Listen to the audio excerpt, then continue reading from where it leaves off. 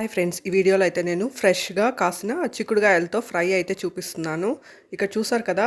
ఇక్కడైతే నేను చూపిస్తున్నాను గెనుపు చిక్కుడుగాయల చెట్టుని. చిక్కుడుకాయలైతే ఈ గెనుపు చిక్కుడు చాలా హెల్తీ. ఇది గింజల్లో కూడా చాలా విటమిన్స్, మినరల్స్, యాంటీ ఆక్సిడెంట్స్ అధికంగా ఉంటాయి. ఇంకా ఫైబర్ అధికంగా ఉంటుందన్నమాట చిక్కుడులో. చిక్కుడుకాయలు అప్పటికప్పుడు గాని కోసి ఫ్రై చేశారంటే ఇంకా పప్పుతో చాలా మంచి కాంబినేషన్ అనమాట. సాంబార్‌తో కూడా చాలా బావుంటుంది.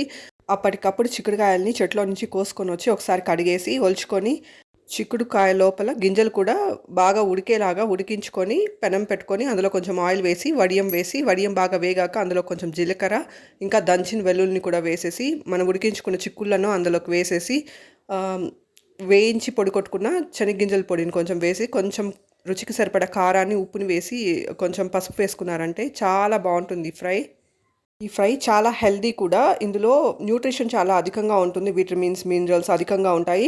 ఈ ఫ్రై చేసేసుకొని పెరుగన్నంతో పాటు కూడా సైడ్ డిష్‌గా పెట్టుకొని స్టమక్ ఫుల్‌గా హ్యాపీగా తినేయొచ్చనమాట. ఇంకా న్యూట్రిషన్ కూడా ఇందులో అధికంగా ఉంటుంది.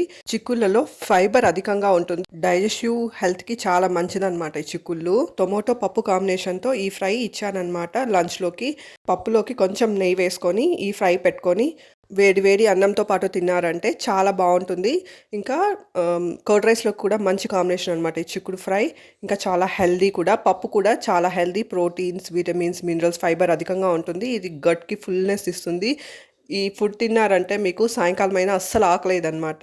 ఈవెన్ మధ్యాహ్నం తింటే అసలు నైట్‌కి ఇంకా ఆకలి కూడా వేయదు. అంత ఫుల్‌గా కూడా ఉంటుంది. Thank you for watching my video. Please subscribe.